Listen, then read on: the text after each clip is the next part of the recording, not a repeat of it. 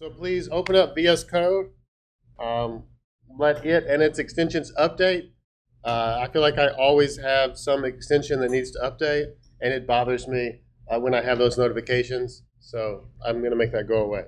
Okay, I will do this for you. I will do this for you, but I don't like it. If this is too hard to read, I can go light mode. Do you want light mode? I think it's more readable in a light room, but this is not the way I normally code. What? Yes, light mode? Dark mode. Is dark? So is this readable? Seriously, if you can't read it, and I can zoom in, but if you can't read it, there's no point in what we're doing here. I'm very sensitive to that. Yes? And, no. Okay, so let's see if we can learn the basics of C#. And I did not rehearse this, so we'll see what happens. I might not know what's going on, and I might have to look up something. Yes, Joshua.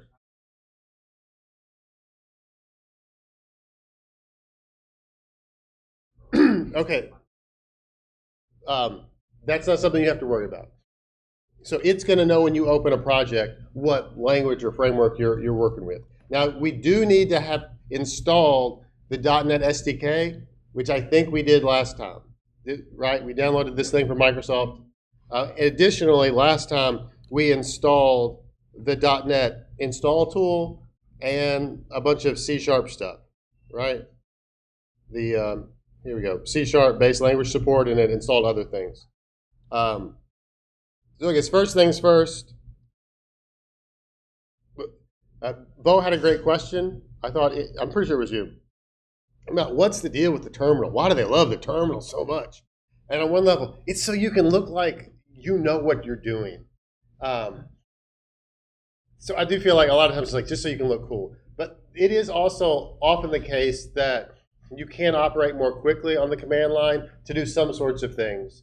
And I appreciate that, like at the end of the day, everything is happening pretty much on the terminal. It just is being hidden from you. So like when we run unit tests or do other things to our project, there may be like cool little side panes over here. Like there's a debug panel here. And there'll be a test panel as well. But it's really just wrapping around some other programs that are running deep down on the terminal. So we're going to embrace the terminal from the beginning. Control and tilde will make it show up. I'm pressing Control and tilde to make that bottom part show up. I think you can also just like pull up from here to get this bottom panel. You'll see there's like, I have problems, output, debug, terminal. There's other panes that show up down there. I think you can also say View and Terminal if you get into using your mouse. But we want to be using the keyboard so we can feel really cool, and maybe we save some time. So everybody's got the terminal down here? You'll get it. For downloading? I'm saying, don't. Hang on, wait for that. I think if I'm doing this, I want to first open a folder to make sure that it creates, when we create a bunch of files, it'll be in the folder that I want it to be. So I'm going to do Command O, or that would be Control O to open on Windows or Mac.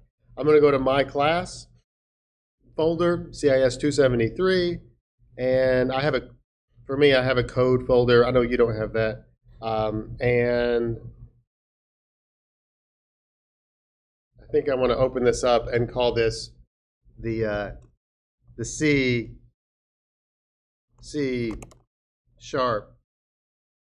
playground. C# playground, because we're just going to play around in here. So it doesn't really matter what you name it, but I like naming things well. So I'm calling it C# playground. I think hashtag is not going to be a character that operating systems like, so I'm spelling it out. I could be wrong on that. That's a gut feeling I have. So I've opened a folder called C# playground. Yes, I do in fact trust the authors of this folder because it's me. So I'm going to say, yes, I trust any code that is running from the code folder of my computer. Do you get this warning too? Is it just a Mac thing? I've just opened a folder is all I've done. And VS Code is trying to help me be secure by not just running code. Okay, so I believe there's two ways we could do this. Let's try the terminal way first, which is what Fireship showed in his video. Let's just as a first test, we need to make sure that we have the .NET tool installed. So in the terminal, you type out the words .NET. That's D-O-T-N-E-T. I'm going to press enter. If the .NET tool is installed, then you'll get this helper screen that says, hey, this is how you use this tool. So if you don't have .NET installed, then it'll say like command not found or something error like. Did y'all get this screen that shows some of these options? Yeah? Did anybody not get this screen? Like if this didn't work, then nothing else is going to work. What's that? File, open folder, or Control and O. We'll do the same thing. And then I'm finding I found the folder where I want my code to be, and then I actually made another folder to contain this little project that I'm about to make. What's that? I like to make the folder and then put the stuff in the folder. What we're going to do, you could do it either way, I believe. Like we could say when we were about to execute this command that creates a new project, it can create its own folder when it does that. Or we can just put it right here in this folder. Okay. I have a school folder in this class, inside that code folder, and inside that I have C#. That's what I like to do. Yes, Joshua. On Mac or PC? I mean, on Windows, can't you still just right click and say new folder? Isn't that a thing? What's that? 2 fingers? Isn't that? Ooh, all right. So let's see if we can remember. I'm pretty sure it was .NET new space console. Does his computer right click? I feel like it does. I believe. We have just expanded your mind today. Okay. Well, there's nothing that says new folder. Are you in Explorer, Windows Explorer? Yeah, I'm in file. No, this. Double click and Okay, well,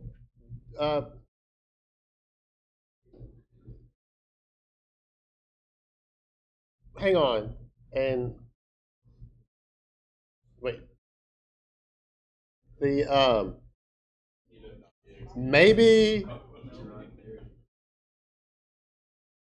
you may want to sit next to a Windows person to get help on making a folder. Caleb, you got ideas? So I just feel bad that a Mac person is not going to be the best help for that. Okay, so this is the command. We're going to say .NET space new and then console. Console is the kind of project we're going to run.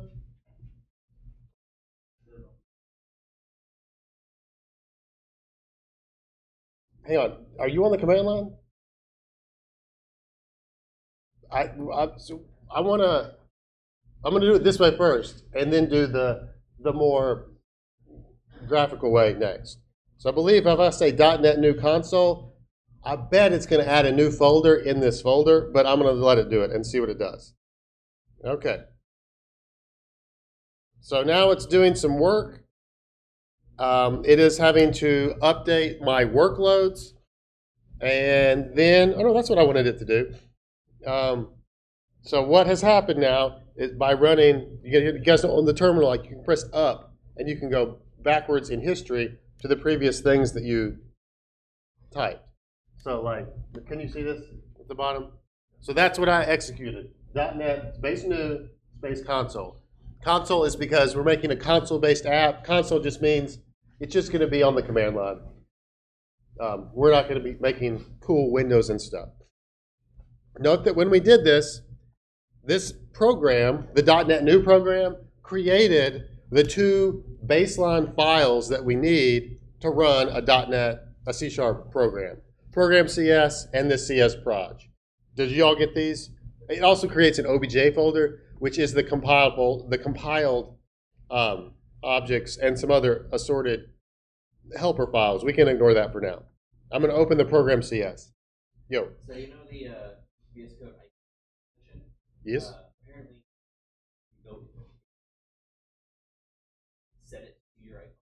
And just set the file icon. Because when I first saw those, VS Code not. Interesting. Okay. I don't. What we have here. Do you have the same program CS? It has 2 lines. The first line is a comment that shows the new console template for more information and this hello world. Yeah? Do you have this? Okay. So just like trying to get this baseline. Now that we have this is our classic starting program in every language where you just say hello world to the console. So to run this program, are you following? Are you with me? We have to do this complex command, .NET space run. .NET space run. And what that's going to do is compile and run our program, and it is going to have this very satisfactory response, which is printing 2 words with an exclamation point. I feel like we probably don't give that enough emphasis. It's not hello world. It's hello world. You know, that's what this is saying. Okay, so did this work for everybody? I don't want to start going fast until we have sort of some baseline stuff. Yeah? Now what you'll notice here is this thing that I can't remember the name of that I don't really like, but you may like it, but .NET is defaulting to it now. In the past, your program file had to have a class, and that class had to have one method called public void static string arg main with some args. There's a bunch of boilerplate code. You had to have a class that had a special name function. They got rid of that, or they're writing it for you is what I'm sure is happening. But now you can just run code like it's a Python file right here. So let's just try saying console.write line, and let's print out, I'm really loving C#. And I need a semicolon at the end. And I think I'd like to change this from hello world to just hello CIS273. So I'm going to save that. You know, it's just like VS Code that you've used in the past. If you have a dot up there next to your file name, you know the dot? Dot means this is not saved. So all right, I'm constantly Command S-ing. I don't autosave. I don't know. I want to be in control. Yes, Caleb. Ronaldo.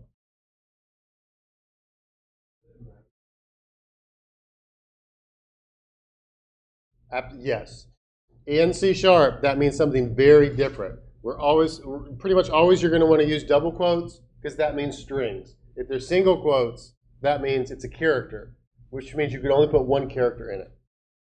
So let's see if this works. So I can come to the command line and again do .NET run. The easiest way to get to that would be to press up because that's the previous command that I ran. I'm going to press enter. It's going to recompile and then run the new program. Oh, it feels so slow. Why is it so slow?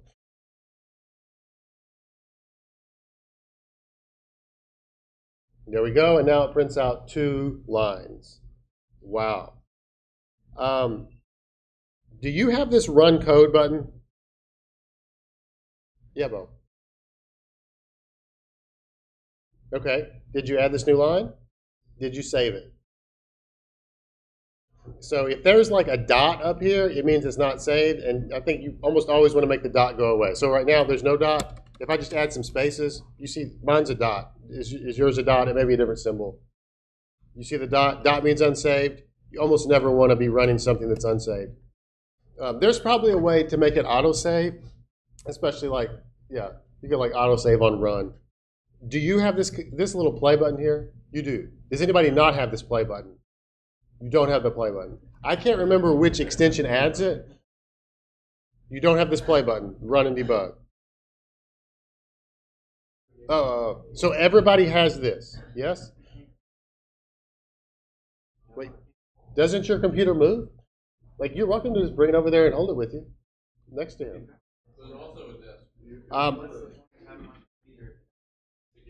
So that Caleb can help you get it working. I'm going to click run code and see what happens. And nice, very nice. That does not work. Okay, so we're going to have to do some setup. Yours worked? Oh, I have to run project associated with this file, I suspect. There we go. And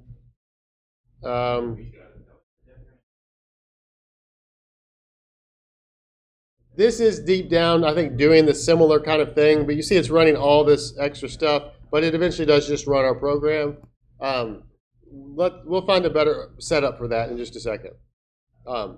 What I'd like for you to see, if you come back to my terminal here, I'm going to clear this out. Oops, down here, clear all that out, get rid of this C. And,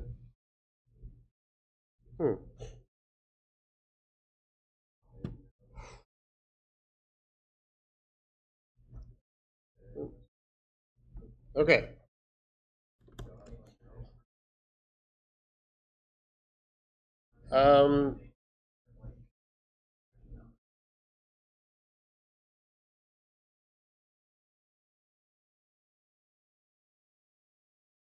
Okay.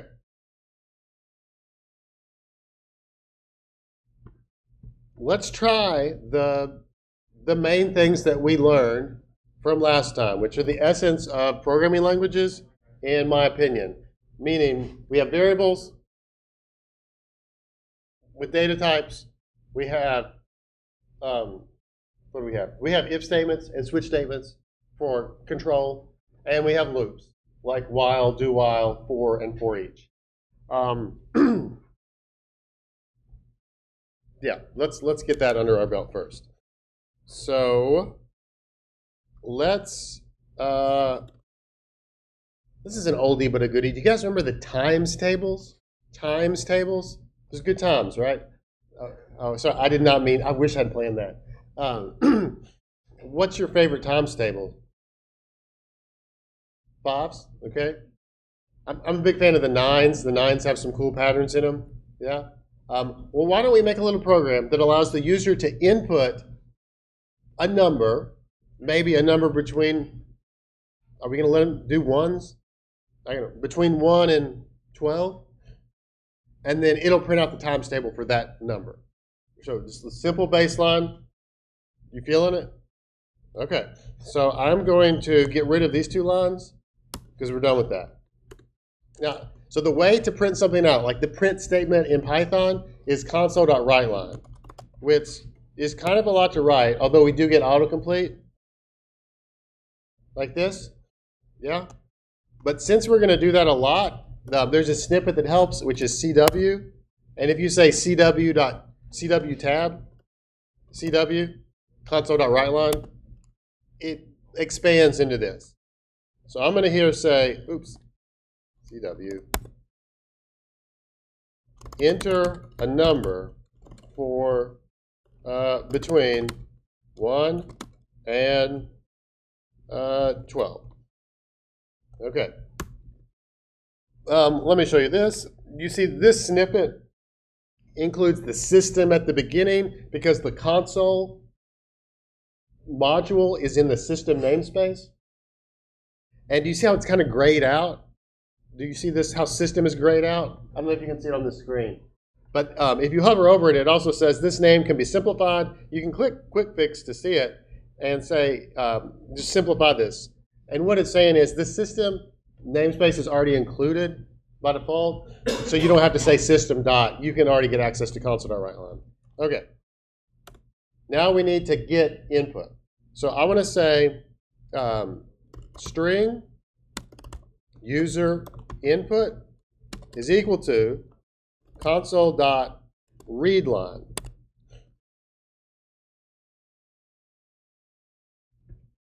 Okay, so this console.readLine, notice I'm hovering over this function, and I get this nice pop-up that tells me about what this function does.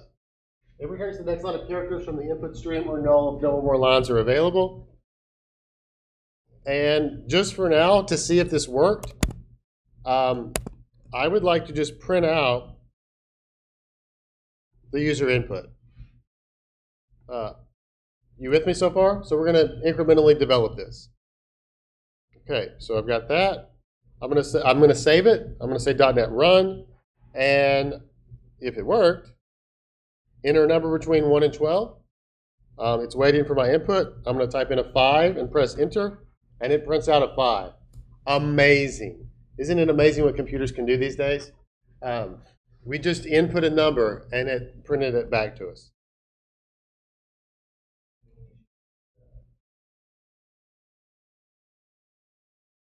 Do we have console.readline? And It's like it just prints enter number. did you do .NET Run? Did you save it? Did this work for y'all? You're able to input a number and print it back out? We're good?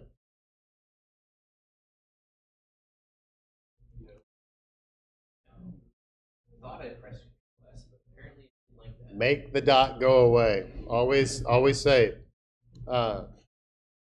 Okay, this was just as a way to test that this was working. I don't really want this anymore, so I'm going to delete it. All right, just like in Python, you're used to this. If I try to do math with this number, is it going to work? Can I do math with a string? Nope, I need that to be a number. What kind of data type do I want that to be in C#? An int. So I'm going to say int. Number seems okay to me. Number. Tell me the truth. Is this the way IntelliSense or some AI is suggesting the rest of the code? Is that distracting to you on my computer? I don't like it either, but it is right a lot of the time. Let me see if it's IntelliSense for C#, and let me see if I can't just disable this.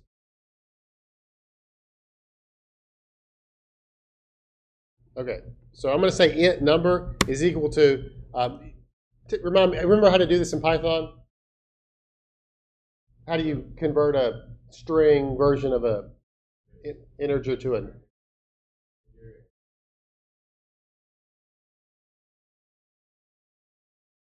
You're close.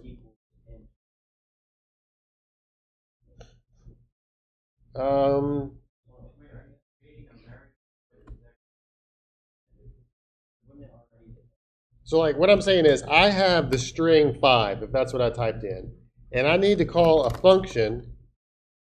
It's not called function.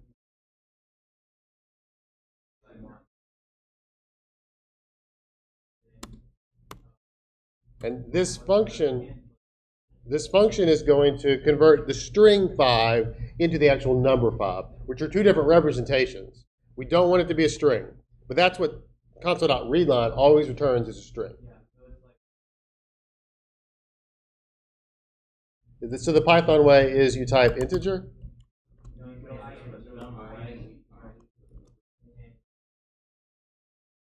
Okay, so this is the Python way.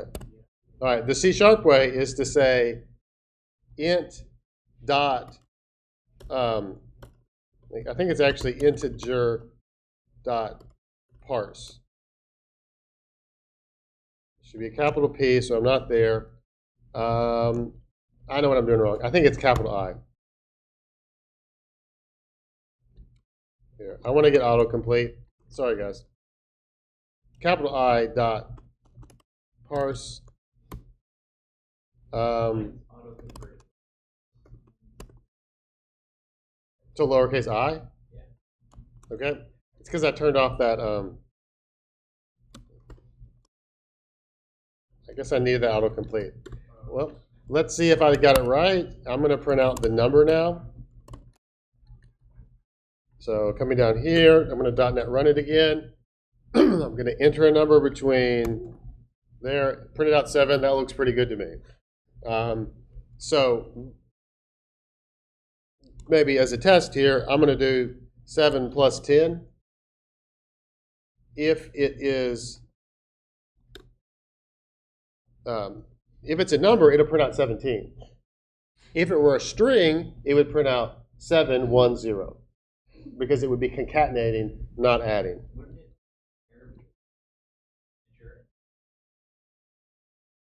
It probably would. You're right. Let's try it.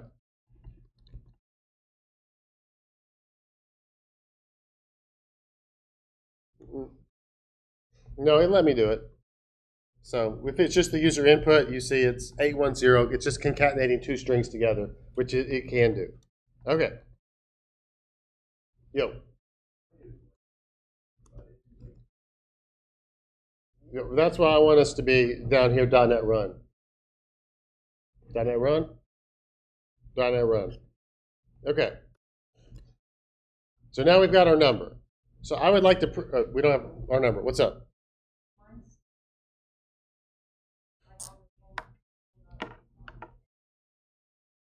What is the error that you see?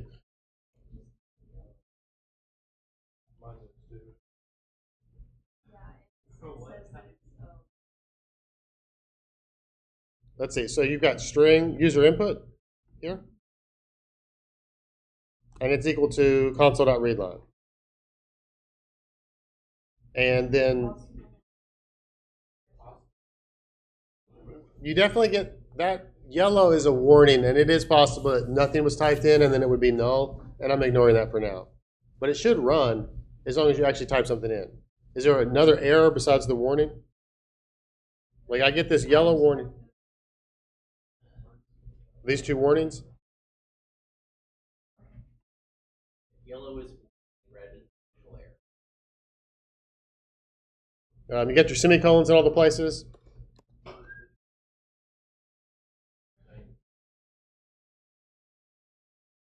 Okay, so I'm imagining that this is going to print out 1 times,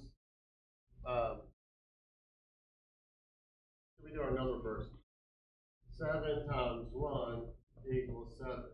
7 times 2 equals 14. 7 times 3. You with me? And we're going to go up to 12 because for whatever reason, that's what I learned in elementary school. Did y'all learn 13s? Really? Oh, 13s. Wow. What a. She must have gone to a school that really cared about academics.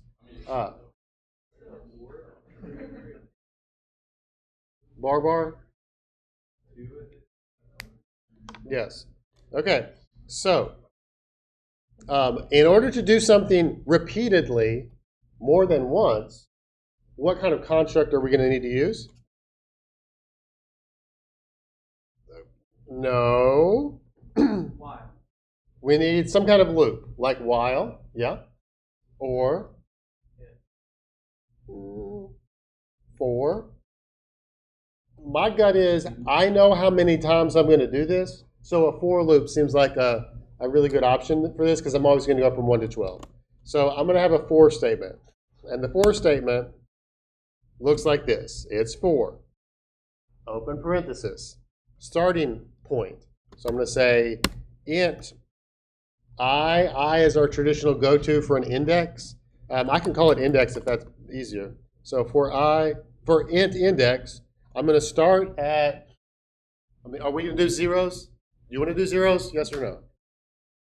Those zeros? It feels complete. So for index equals 0, that's our starting point. And then I want to say, as long as my index is less than or equal to 12, I'm going to keep going in this loop. And then at the end of the loop, I'm going to increment index. So this is a C-style for loop. It has the starting thing, the start condition, the thing you do at the beginning, which is creating a new variable setting it equal to 0, is what we're going to do. We're going to continue in the loop as long as the value of index is less than or equal to 12. And we're going to increment index by 1 every time we go through the loop. Okay. So what I'd like to do is I'd like to print out the line like this that I've written. Let me write it up here so we can see it. So I'd like to print out, if the user input 7, then I'd like to say 7 times 1 equals 7. 7 times 2 equals 7. All the way from, well, we said we're going to do 0. So that would be 7 times 0 equals 0. What did I just do? Here you go. So this is what we're going to print out. Let me get rid of these those guys. Sorry. That should be a 14. Okay, we're seeing it. Printing out the times table for the number the user input. So I need to write something out here. Now, one way to do this would be to write, like what's this, what do we call this first number in the context of our program? The 7. The input? So it could be user input. It could also be the number. I'm going to say it's the number. I'm going to add to the number space times space. In this case, adding. The plus is concatenating. And then the next thing I want to put is the 0, 1, or 2. What's that called? That's the index.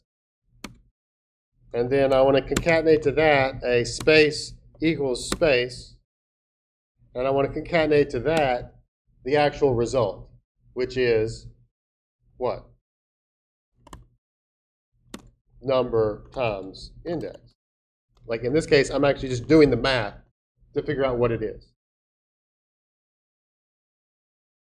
And I think this is probably the whole program, but I want to improve a couple things in a second. So I've saved it. I'm going to press up to .NET Run. And make this bigger.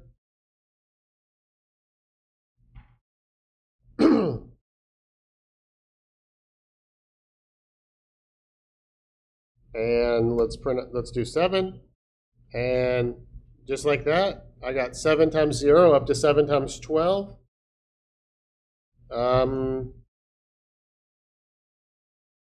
That's kind of what I wanted. Thoughts? You feeling it? This syntax to me is cumbersome because you got to like go back and forth and remember different things. It's like incredible that I got to write the first time. Usually I don't, because usually I'll like forget a space here or I'll forget a plus and it won't work. So for a while now, C# has made an easier way of doing this. That's very much like an F string. Did you use F strings in Python? Most languages have one of these. And in C#, the way that we can do this, actually, let me, I'm going to leave this here and make a whole new version. So this is going to do the exact same thing, but I think the syntax is better, and I would just almost always go with this other syntax. You put a $, and then quote, double quote. Okay, now that I'm in $ land, I'm going to get rid of all these other quotes that are here. And I'm going to get rid of these pluses because I don't want to do any, I don't have to do any concatenation. It's as if I'm saying here, this is the thing that, this is like the whole string that I want to make here. Except some of these are variables. And to make the variables work, I can just put them in curlies. So if I've got in curlies, in a string that starts with a $, you see the $? You get, then I can now insert a variable by doing this. So this is like called string interpolation or something fancy like that. I actually do want this space times here. This is the index.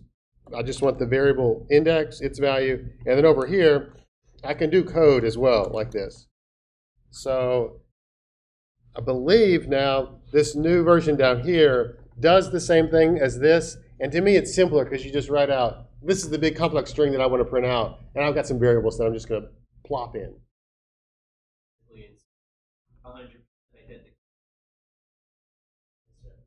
Yep. And just confirm by running that again, and it should be the same thing.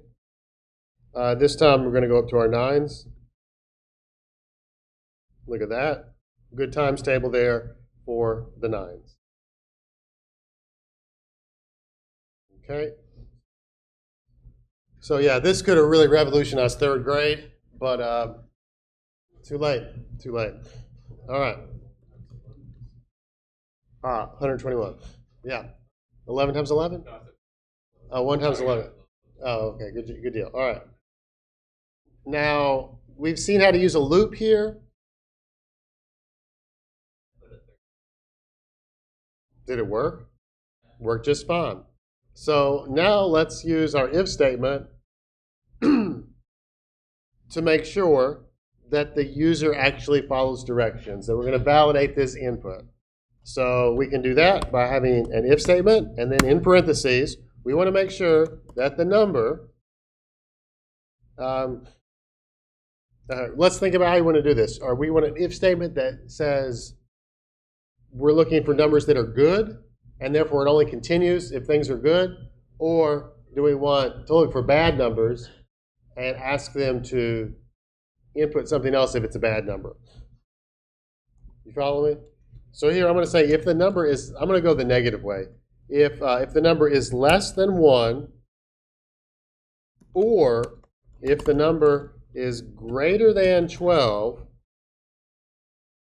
then I'm going to print out, please follow directions.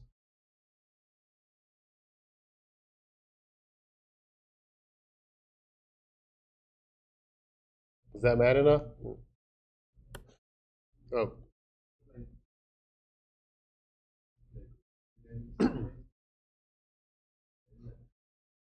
And in this case, I'm actually going to say return. And basically,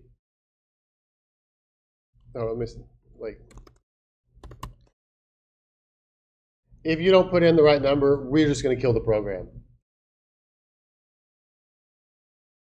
Would be perhaps one way to handle this.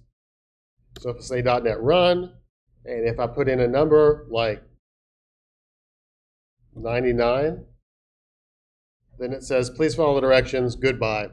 And I don't get my times table because I didn't follow directions. So this return statement, you've seen returns in Python before, but it returns from the function. You can't tell that you're in a function, but you are. And at this point, if you return from this main function, well, that's the end of the program. That's it. Yeah. So this is one way of handling that, because we're not going to do anything else if you didn't type it in. Maybe this is a little too harsh, a little too unforgiving. Maybe instead, we should just repeatedly ask the user for the number until they type it in right. Yeah? So if we were going to do this, I think this would be repeating this here, this part. This is an ideal time to use a do-while loop, because we definitely have to ask them once to input the number. And then after we ask them, we can see, did it meet our conditions? If it doesn't meet our conditions, then we're going to repeat it. So I'm going to say do, surrounding all this. Actually, I'm going to select all this. On Mac, if you command /, it'll comment it out or uncomment it. You see I'm toggling comments. It's a pretty useful shortcut. I think on Windows it's just Control/. So I'm going to comment out this if part here and redo it here as a do while. So I want to repeatedly do this as long as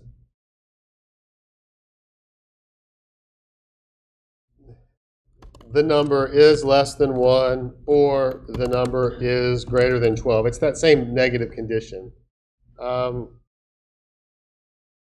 And let's see if this works. It could work, right? It might work. Is it going to work? Oh, okay. So we got some errors. Down here, we see the build failed. Fix the build errors to run again. And you see up here, the name number does not exist in the current context. So this shows us a scoping rule that we have wrong. I think if I command click on this, it'll jump to the line. You see this? I'm command clicking here. You can also decipher this here. You see where it says 7, 10 on my computer? 7. It has this whole program.cs7, 10. That means line 7, column 10. So you can track that down. All right, here's our issue. When you declare a variable inside a block, that is inside curlies, it only exists in that block. It doesn't exist outside the block. It only has any, it's only able to be referenced within that block. So I need the number variable to be usable outside the block down here in the while statement and also down here, because I'm going to definitely need to know what the number is down here. So to address this, I need to declare the variable outside of it. So I want to say int number here. And then here, I don't want to declare it, I just want to use it. Do I need to do the same thing for this user input? No, I don't, because I'm never using user input outside of this block of code. So the curlies define blocks of code, and the scope of a variable in C# is that block of code. On the whole, this helps us not make bugs. So now there's, by keeping user input only in this place where it's actually used, there's no way we could ever accidentally read it or write to it, because it's stuck within that scope. I think my moving my number out will resolve all these issues. Let me run it again and see. Oh, okay, that worked. I forgot. I want to break it now. So I'm going to enter 18, and notice it says enter number between 1 and 12. So if you wanted to give the user some feedback, then you might want to take this if statement here up into here and say, if the number is in this range, print out a helpful error message like, follow directions, bro. You're not doing it right, before you ask them again. So if you want to do that, you're welcome to. Does that make sense? So maybe this is bad user experience. Although if you're on the command line, I don't think you're super concerned about user experience. Questions, issues on this?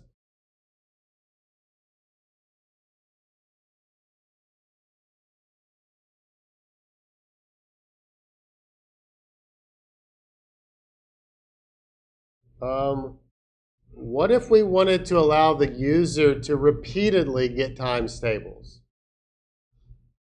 Maybe. I don't know. You could do such a thing.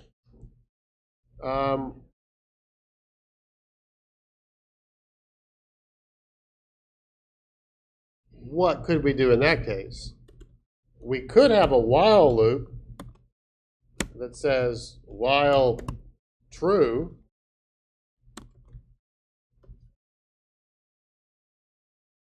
do this. So I'm doing everything that I just did over and over again forever without escape. We probably need to give the user some escape. And my idea would be to say, if the user input is equal to Q, can we let Q be quit? If they actually type in the string Q, then I actually want to completely get out of everything. So we can do that in this case with return.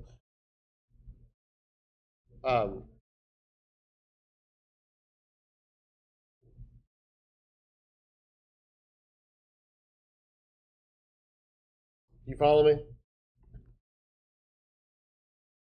So if this works, oh, where am I? Oh, you can always press Control and C to stop the current program that's running on the command line. So I actually want to stop here. I want to do Control and C. Control C is quit. That works on Windows too, yes? So in that case, it's not copy, it's quit. And then did I save it? Save it. Oops. And rerun it. So now I have a big loop around the outside. So it should be that this repeatedly asks me for the times table. So I want to see my 4s. And then it's like, blam, enter a number between 1 and 12. That's a little gross to me when I see it. I think I would kind of like to add a blank line at the end. So a way to do that would be outside the for loop. I can say console.writeLine and just not put anything, and it'll just put a blank line. Does that make sense? I want there to be a blank line after this last line, since now it's in a loop. But here I can put in 8, there's my 8s, put in 12, there's my 12s, just like that. And can you tell there's like all this junk? Because I'm doing the whole thing on repeat. Okay.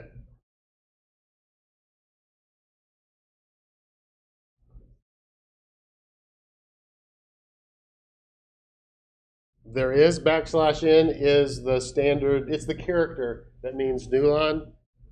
So another way of achieving this would be at the end of this to put a \n. Maybe that's a little cleaner than doing that. I didn't try my Q yet, did I? Q, all right, my Q did get out, so that's cool.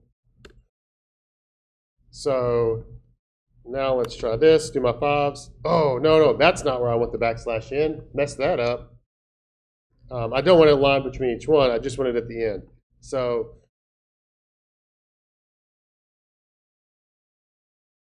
I think I actually want what I had before, because I only want it at the end. I don't actually want it at the beginning.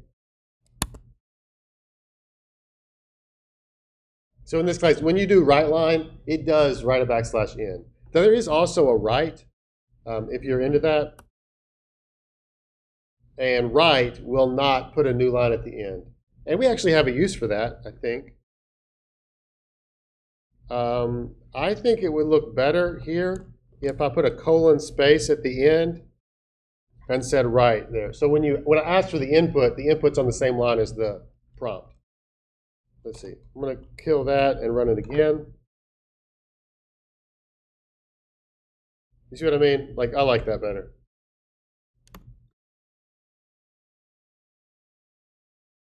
So we have now created one of the best times tables console programs ever made. I think we can publish this and start getting some income from all the people that'll be wanting to buy this. It'll be huge for all those elementary schoolers who know how to run command line programs. Yeah, we need a marketing team now. All right, questions on the stuff that we've been able to enjoy here?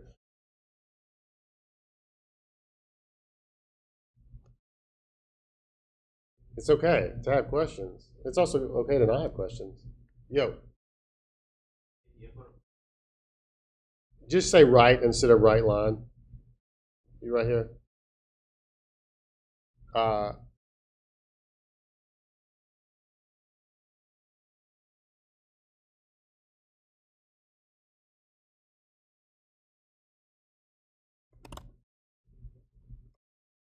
Okay.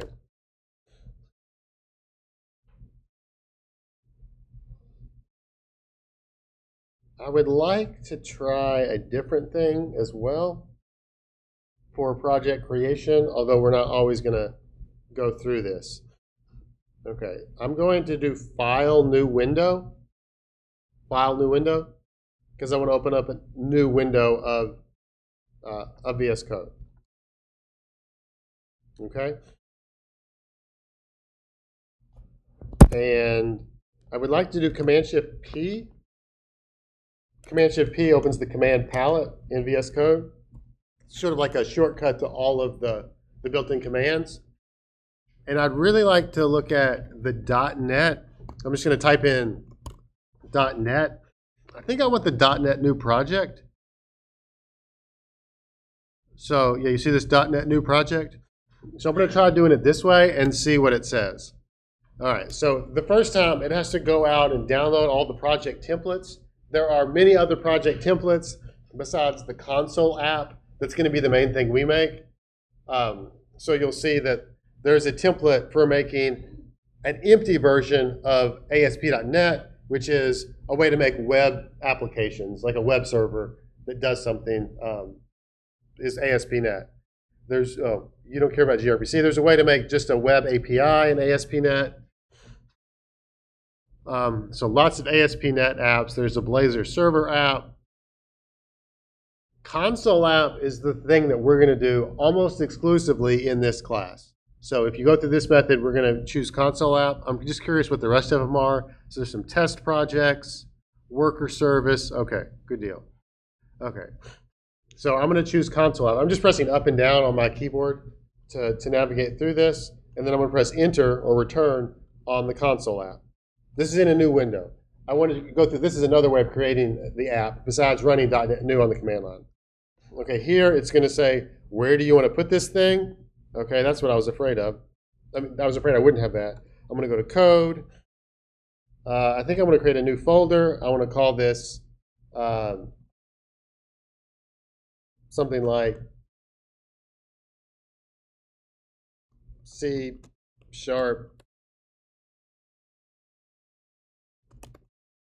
Playground 2. 2, it's a terrible name.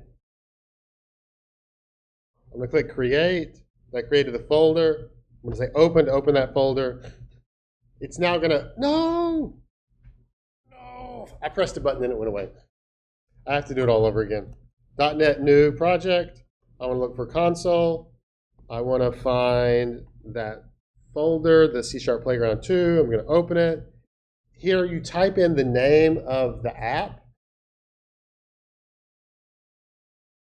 And I guess I want to call it like C# Playground. Which is part 2. And, ooh, there's 2. Ooh, what's an SLNX? I didn't know that was a thing. Let's stick with SLN right now. And then you see this, you can, at this point, create project, which will create it with all the default options. I actually would like to see some template options. I do want .NET 9. Top-level statements is the thing that I don't like, but they default to. So I'm going to come down here to do not use top-level statements, which is false, which is very confusing. I want it to be true, so I'm going to press enter and set it to be true. So now I'm using .NET 9, not top-level statements, and I'm not sure what I'll leave AOT published to be false. So once I've set my options here, I can press create project, and now it's going to go through its thing to create this new project. And notice in this new project, it creates a folder within the folder. So probably when I selected my folder, I didn't need to create a new folder using this method because it's going to create a folder as part of it. Within this, there's a program CS, and notice now we have the the structure that I like better because I'm old school, which is there's a class called program, and that class has one method called main, and main has the code. Whereas before we could just, what they called it top-level statements. This is without top-level statements where you have to have a class, and that class must have, well, at least one class has to have a main function here, a main method. And when you run this code, it starts running this spot right here. So it's as if everything we did in the other one over here, I could copy it all and paste it inside public static with this void main. Notice when I copy and paste it, all of my indentations are off. Let me see. If you do Command-Shift-P and then format document, it'll tab everything over like it should be based on the language that you're in. I think that's really, really important. If you have messy code, the first thing I'm going to do if I'm looking at your computer is Command-Shift-P, format, to clean it up. Because oftentimes you'll see like, oh, wait, that's not where it should be. That's my problem. So I don't know, what do y'all think? I see how this is way more indented. There's more stuff around it. Is that better? Do you like the top-level statements? You see what I mean? So there's like this way where you've got a class program and this, and then what we did, the first thing, this is top level statements, and you just start executing code. It's not in a function at all.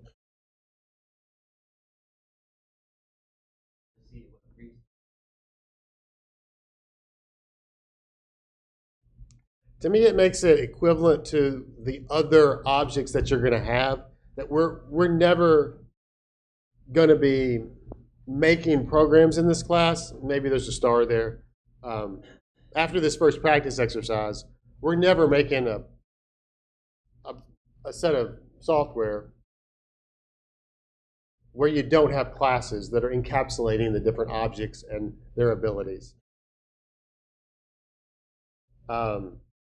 We don't usually just have a set of do this, do this, do this, do this, do this. Instead, we're going to have data structures, because that's the name of the class, where we define a data structure, like this is a stack. Okay, now let's do stuff with that stack. Let's use stacks from maybe a main method or something else, like unit tests. Okay. You watched those first set of videos with Scott Hanselman, who is like one of my favorite Microsoft guys ever. He is Microsoft celebrity. And then was the other guy's name David? I think David was cool too. It felt like David was like the expert. Did you get that feeling? And Scott was like trying to explain this complex stuff David was doing. Was it a little bit like that?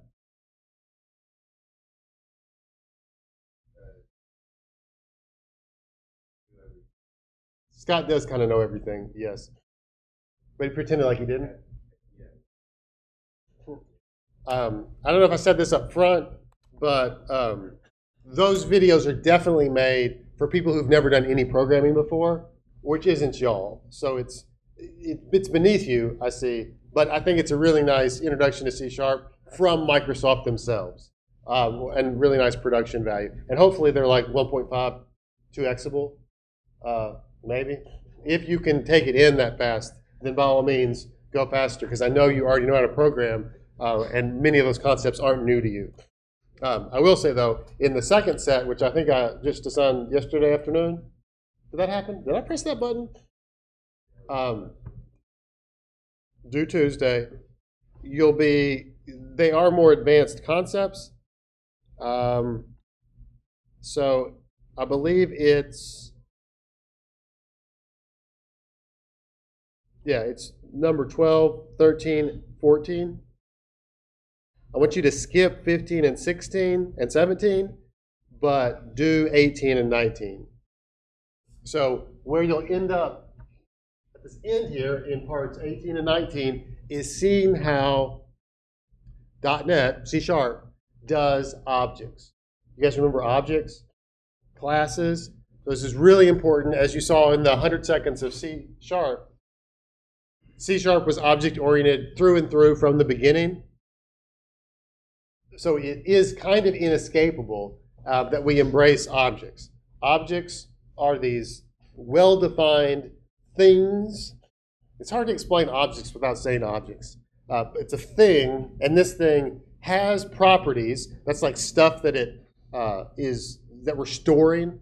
Those would be like variables. So variables in an object are called fields or properties. The other thing that objects have are abilities or operations. We would call them functions if they were outside an object, but when they're in an object, they have a special name called methods. Yeah? So we're going to generally look at there's properties and methods is what composes an object. It's things that the object has and things that the object can do. So if we were going to make an object that represented, what are y'all into? What was that? Fortnite. Okay, so let's think about maybe can we do a character in Fortnite? So what is something that a character has in Fortnite? A pickaxe. So more specifically, it sounds like do you always have a pickaxe? You never don't have a pickaxe. I'm sorry, I've never played Fortnite. Forgive me. If we need to play sometime so that I can get up to speed, we could do that. So then it sounds to me like more like, is your pickaxe out or not? It's not always out then, but you always have one. Okay, so maybe then that sounds like, actually let's just come over here in this new project here, just spitballing. If I were going to model Fortnite with objects, then within this folder, I'm going to create a new file, and maybe I'm going to call this a character. And I'm going to say that this class character, this is a class, so it has things that we store about it, and it has abilities. So one thing that it has is, it sounds like a Boolean property.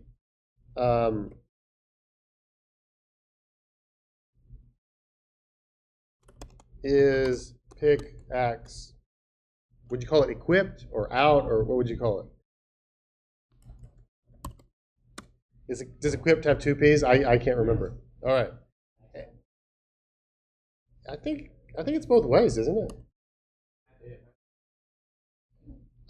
This is definitely a Boolean kind of property.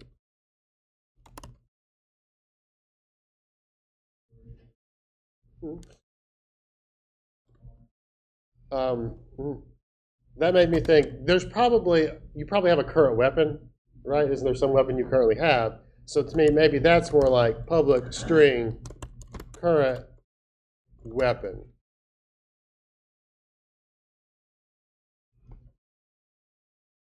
Meaning it should be that. Okay, thank you. What's a reasonable current weapon that I would know how to spell?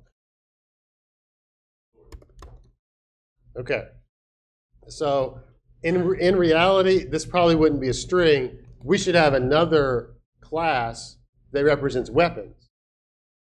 Yeah? And a weapon probably has a name. It probably has like some kind of damage capacity or something.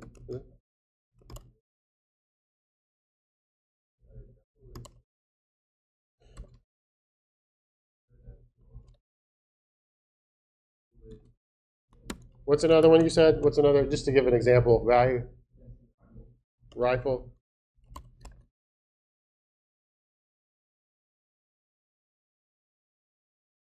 Is there anything else essential to a weapon?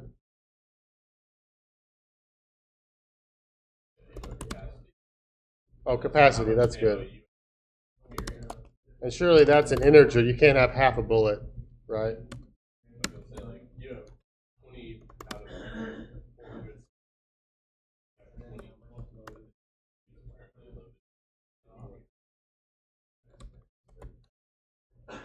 Okay.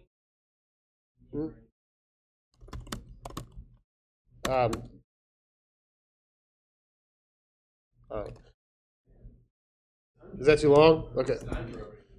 Okay. So over here then, we would say this current weapon is actually a whole other object that encapsulates a bunch of other functionality.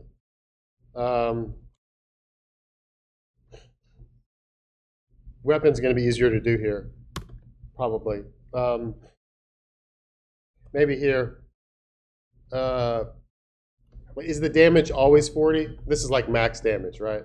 So probably there would be like a function that's compute damage. And this thing would return some double.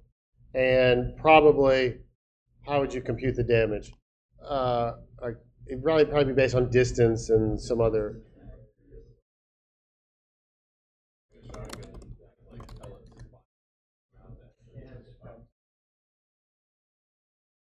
Yeah, so I appreciate thinking about it accurately, and also I don't want to get too lost in the weeds, but definitely the distance would be at play here, and we would then return some number. I'm just going to return 8 every time.